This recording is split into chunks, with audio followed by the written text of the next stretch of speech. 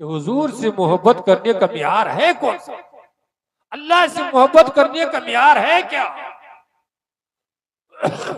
इसको कुरान हकीम ने बयान करते हुए इरशाद फरमाया, कुल इन कुंतुम तुहिब्बून अल्लाह फत्तबिऊनी युहिब्बुकुम अल्लाह। ए महबूब, अपनी उम्मत से कह दीजिए, अपनी मानने वालों से कह दीजिए, अपनी मोहब्बत करने वालों से कह दीजिए कि अगर तुम लोग अल्लाह से मोहब्बत करना चाहते हो, अल्लाह को राजी करना चाहते हो, जन्नत चाहते हो, अल्लाह की रहमतें चाहते हो, कामयाबी चाहते हो, तो क्या करना होगा? फत्तबिऊनी, मेरी इत्तिबा करना होगा, हुजूर की सीरत को अपनाना होगा, हुजूर की किरदार को अपनाना होगा, शरीयत पर चलना होगा। अगर तुम लोगों ने हुजूर की सीरत को इख्तियार कर लिया, शरीयत के मुताबिक अपनी जिंदगी को इख्तियार कर लिया, तो क्या होगा? युहिब्बुकुमुल्लाह, अल्लाह जल्ल शानो तुम लोगों से मोहब्बत फरमाएगा। तो अल्लाह जल्ल शानो की मोहब्बत हम लोगों को कब नसीब होगी? हम लोग अल्लाह के रहमतों से कब मुस्तफीद होंगे? दुनिया व आखिरत की कामयाबी कब नसीब होगी? जब हम लोग क्या करेंगे? शरीयत मुताहिरा, हुजूर की सीरत को, हुजूर की किरदार को, हुजूर की जिंदगी को अपनाएंगे, तो फिर क्या होगी?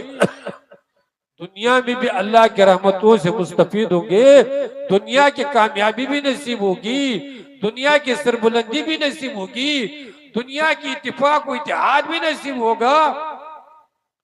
और जब दुनिया से रुखसत हो जाएंगे, चाहे कब्र के मंजिल में हो, चाहे मैदान माशर में हो, हर जगह पर क्या होगी?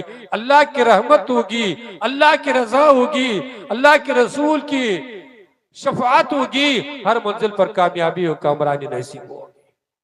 सुभान अल्लाह। अगर हम लोगों ने इसी शरीयत को छोड़ करके, हुजूर की सीरत को छोड़ करके,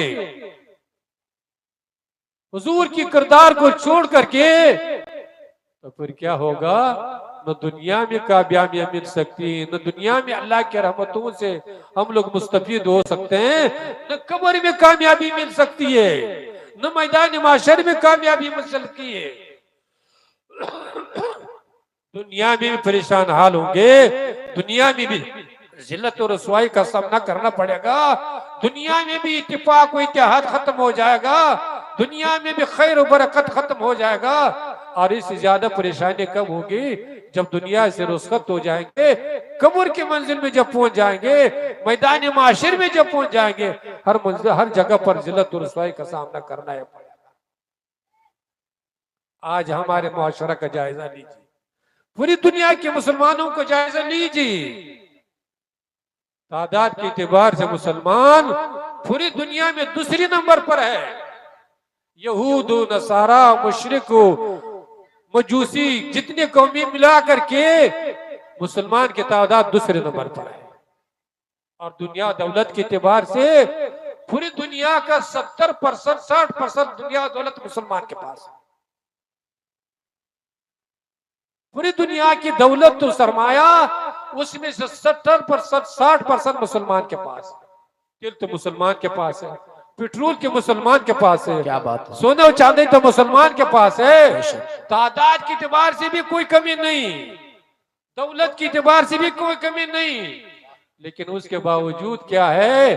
तादाद भी है, दौलत भी है, सब कुछ भी है, लेकिन पूरी दुनिया में मुसलमान को क्या है? जिल्लत और रसवाई का सामना करना पड़ रहा है, परेशानी का सामना करना ही पड़ रहा है। क्यों? जब तादाद में, दौलत में, तो फिर क्यों जिल्लत और रसवाई है? जिल्लत और रसवाई इसलिए हो रही है कि मुसलमान ने क्या कर लिया है? कुरान के दामन को छोड़ दिया है, हुजूर की सीरत को छोड़ दिया है, शरीयत को छोड़ दिया है।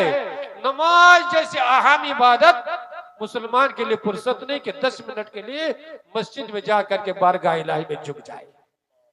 मुसलमान के लिए हर काम के लिए फुर्सत है, कारोबार का फुर्सत है, मोबाइल चलाने की फुर्सत है, घंटों मोबाइल चलाएगा। लेकिन मुसलमान जब आजान हो जाए, हय्या अलस सलाह हय्या अलल फलाह का सदा बुलंद हो जाए, हैल फला का माना है क्या? कभी सोचे? हैल फला का माना है कि ये मुसलमान कामयाबी की तरफ आओ, अल्लाह की तरफ से उसको बुलाया जा रहा है कि ये मुसलमान कामयाबी की तरफ आओ।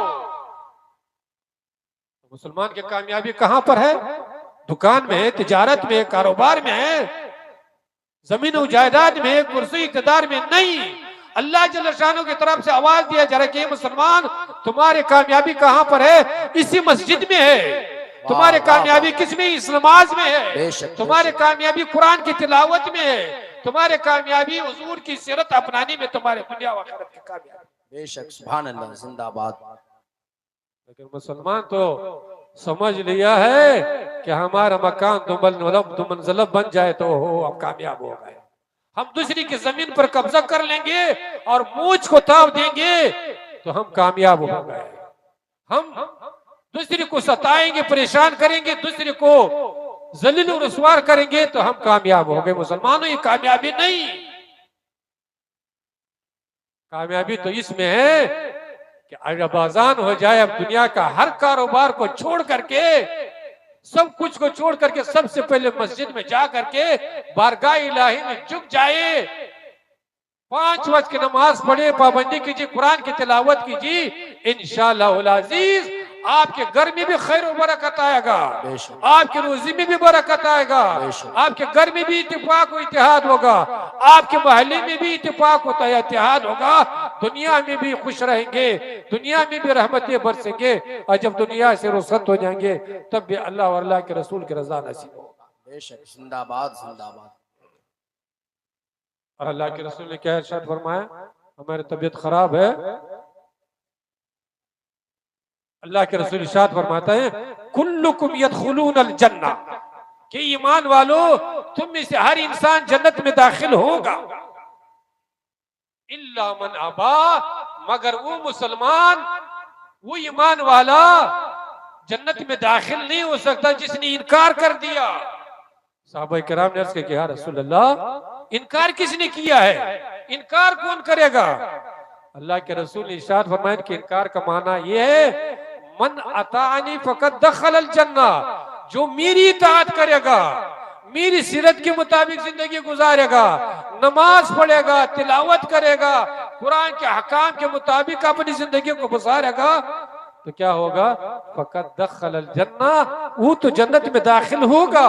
वमन अबा, और जिसने मेरी सीरत से इनकार कर लिया, कुरान की तिलावत से इनकार कर लिया, मस्जिद में जाने के लिए तैयार नहीं हुआ, तो क्या होगा? होगा तो मुसलमान वो कभी जन्नत में दाखिल हो ही नहीं सकता।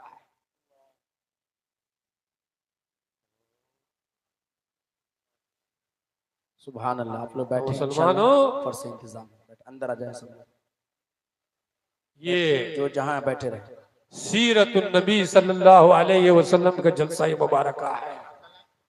इसमें हुजूर की सीरत बयान होगी, हुजूर की जिंदगी बयान होगी, और इंशाअल्लाह अजीज अगर आप लोग ने इस जलसे में बैठे रहे तो हमारे एक से एक मुकर्रिर स्टेज पर आएंगे और आपको बेहतरीन बेहतरीन तकरीरें सुनाएंगे, कुरान हदीस की रोशनी में आप हजरात को हुजूर की सीरत के बारे में बयान फरमाएंगे इंशाअल्लाह इंशाअल्लाह। इसलिए मुसलमानों, ये जिंदगी 60 साल 70 साल की जिंदगी जो आप और हम गुजार रहे हैं, ये कोई मामूली जिंदगी नहीं, ये लहू लाइब की जिंदगी नहीं, ये मोबाइल चलाने की जिंदगी नहीं। ये कौन सी जिंदगी है? ये इम्तिहान की जिंदगी है, ये दारुल इम्तिहान है, ये इम्तिहान की जगह है। नमाज से आपका इम्तिहान लिया जाएगा, रोजे से आपका इम्तिहान लिया जाएगा, हलाल और हराम से आपका इम्तिहान लिया जाएगा, जिक्र और अज़कार से आपका इम्तिहान लिया जाएगा, उसको हटाए किनारे कर दीजिए, नेक अमाल से आपका इम्तिहान लिया जाएगा। और अगर इसमें आप कामयाब हो गए, अल्लाह हर मुसलमान को कामयाबी अता फरमाए, आमीन आमीन, नेक जिंदगी नसीब फरमाए, आमीन। अगर इस तरह आपकी जिंदगी गुजर गई तो फिर मरने के बाद जो हमेशा की जिंदगी, जो खत्म होने वाली जिंदगी नहीं, वो ऐसी जिंदगी होगी, ऐसी ऐश अशरत की जिंदगी होगी कि इंसान उसको कभी तस्वुर भी नहीं कर सकता। अरे गया गया ये जिंदगी कैसे गुजर गई, गुनाहों में गुजर गई, मोबाइल चलाने में गुजर गई, गैर के रंग उडंग में गुजर गई। आज तो हमारे जवान क्या कर रहे हैं, बाल बनाएंगे तो वैसे बनाएंगे जैसे कि मुंबई का अदाकार और फनकार बना रहा है। टीवी में जैसे देखेगा, फिल्म में जैसे देखेगा, तो कल हमारे जवान ऐसे बाल बनाएगा, ऐसे कपड़ा पहनेगा, ऐसे चलेगा, ऐसे फिरेगा। ये मुसलमानों, ये जवानों, तुम्हारा आइडियल बंबई वाला नहीं, तुम्हारे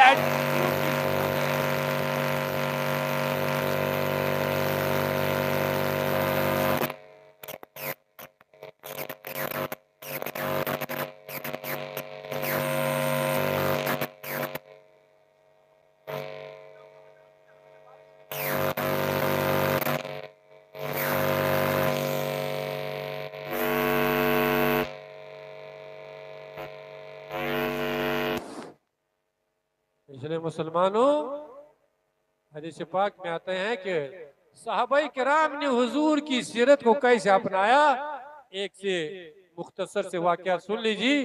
हदीस पाक में आते हैं कि हजरत अनस इब्न मालिक हुजूर की सहाबी है, खाने पर बैठे हुए हैं, खाना सामने में रख दिया गया है और हजरत अनस क्या कर रहे हैं, उस सालन में कद्दू को तलाश कर रहे हैं, सालन में कद्दू शरीफ को तलाश कर रहे हैं। किसी ने पूछा ना कि हजरत ये अनस ये सब क्या कर रहे हो, तो हजरत अनस ने जवाब दिया कि मैं सालन में कद्दू को तलाश करूं इसलिए कि हुजूर सल्लल्लाहु अलैहि वसल्लम को कद्दू शरीफ पसंद थी, इसलिए मैं क्या कर रहा हूं, जो हुजूर को पसंद थी वो मुझको पसंद, मैं सालन में क्या तलाश कर रहा हूं, कद्दू को तलाश कर रहा हूं। आज तो हम लोग भी हुजूर से मोहब्बत करने वाले मोहब्बत करने का दावा कर चुके हैं। अगर जो हमारी जिंदगी, हमारे शब रोज, हमारे जिंदगी के लम्हात कैसे गुजर रहे हर मुसलमान, हर इंसान जानता है। आज भी अगर हम लोग बारगाह इलाही में तौबा कर ले और अपना इस्लाह करे, अपनी जिंदगी को हुजूर की सीरत के मुताबिक इख्तियार करे, कुरान के हकाम के मुताबिक इख्तियार करे, तो हमारा यकीन है, हर मुसलमान को यकीन होना चाहिए कि जितनी इस वक्त परेशानी है, जितना जालिम व जाबिर है, अगर हम लोग अल्लाह के बारगाह में तौबा कर ले और इस्लाह कर ले तो लड़ने झगड़ने की जरूरत नहीं, रोड पर जाने की जरूरत नहीं। क्या होगा, अल्लाह इतना कादिर जात है कि जितने जालिम व जाबिर है, जितनी परेशानी है, अल्लाह सबको निस्तो नाबूद फरमाया। लेकिन उसके लिए तो हम लोग तैयार ही नहीं, अपने इस्लाह के लिए तो तैयार ही नहीं, बारगाह इलाही में तौबा करने के लिए तो तैयार ही नहीं। मुसलमानों, कामयाबी चाहते हो, कमरानी चाहते हो, अल्लाह की रजा चाहते हो, अल्लाह को खुश करना चाहते हो, जन्नत चाहते हो, तो क्या करना होगा, इस आयात पर अमल करना होगा जिसमें अल्लाह जल्ल शान ने इरशाद फरमाया, कुल इन कुंतुम तुहिब्बून अल्लाह फत्तबिऊनी युहिब्बुकुम अल्लाह। ये महबूब अपने मानने वालों से कह दो कि अगर तुम लोग अल्लाह से मोहब्बत करना चाहते हो तो मोहब्बत के मियार क्या है, मोहब्बत का मियार यह है कि तुम लोग क्या करो, हुजूर की सीरत को अपनाओ, हुजूर की इत्तिबा करो। अगर तुमने हुजूर की इत्तिबा कर लिया तो क्या होगा, युहिब्बुकुमुल्लाह, तुमको मोहब्बत करने की जरूरत नहीं, बल्कि अल्लाह जल्ल शानो तुमसे मोहब्बत करके रहेगा। चले थे किसके लिए, कि हम अल्लाह से मोहब्बत करेंगे। अल्लाह फरमाता है कि अगर तुमने हुजूर की सीरत को अपना लिया तो फिर क्या होगा, अल्लाह तुमसे मोहब्बत करेगा, अल्लाह तुमको अपने रहमतों से नवाजेगा, अल्लाह तुमको दुनिया व आखिरत की जिल्लत और रुसवाई से नवाजेगा।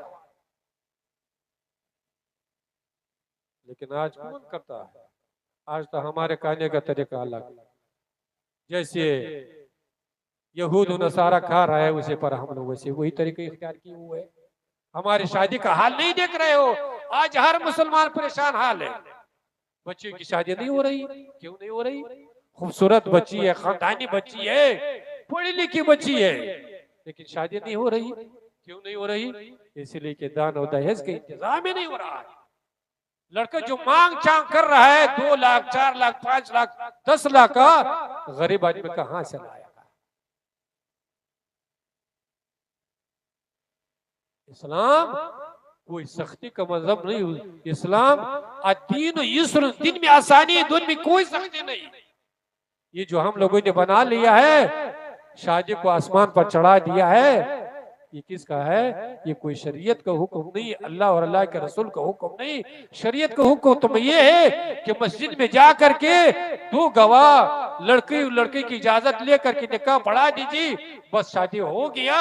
एक वलीमा करना सुन्नत है, बाकी जो लाओ लश्कर 200-300 बाराती लेकर के जा रहा है, ये जहमत हम लोगों ने खुद पैदा की हुआ है। ये जो दुनिया भर का डिमांड हो रहा है, ये कोई शरीयत का हुक्म नहीं, बल्कि क्या है, ये हम लोग अपना पैदा किया हुआ है। कल बरोज माशर इसका हमको जवाब देना ही पड़ेगा। आज अगर हम लोग ये रस्म रिवाज जो शरीयत के खिलाफ है अगर दूर कर लेंगे, तो गरीब बच्चे की भी शादी होगी, परेशानाल बच्चे की भी शादी होगी। और जो हमारे बच्चे आज गैरों के साथ भाग रही है, सुन नहीं रहे हो, देख नहीं रहे हो, हर इंसान जानता है इसकी जिम्मेदार है कौन, इसका कौन जिम्मेदार है? इसके जिम्मेदार कौन है? हम लोग ही जिम्मेदार बने।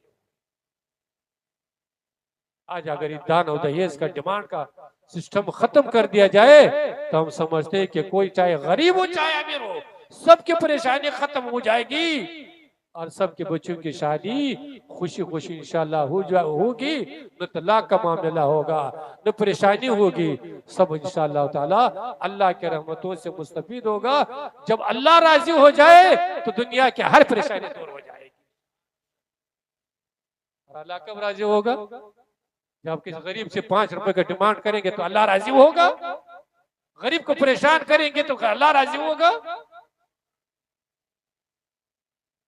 तो हम लोग जलसे सुनते हैं, सुनाते हैं, कम से कम उस पर क्या करना होगा? जलसे और जुलूस का तब फायदा होगा जब वो हम लोग क्या करें, उस पर अमल करने की कोशिश करेंगे तब ना। और जब अमल नहीं होगा तो फिर सुन करके सुना करके, हदीस पाक में आता है कि जो इंसान, जो मुसलमान कुरान और हदीस की बातों को सुनता है, इस कान से सुनता है और इस कान से निकाल लेता है, अमल नहीं करता है, कल बरोज माशर क्या होगा? लोहा को गर्म कर दिया जाएगा, छड़ को गर्म कर दिया जाएगा और गर्म करके इस कान में घुसा कर इस कान से निकाल दिया जाएगा। इसलिए आप लोग हर साल सीरतुन नबी सल्लल्लाहु अलैहि वसल्लम की जलसा मुनक्किद करते हैं।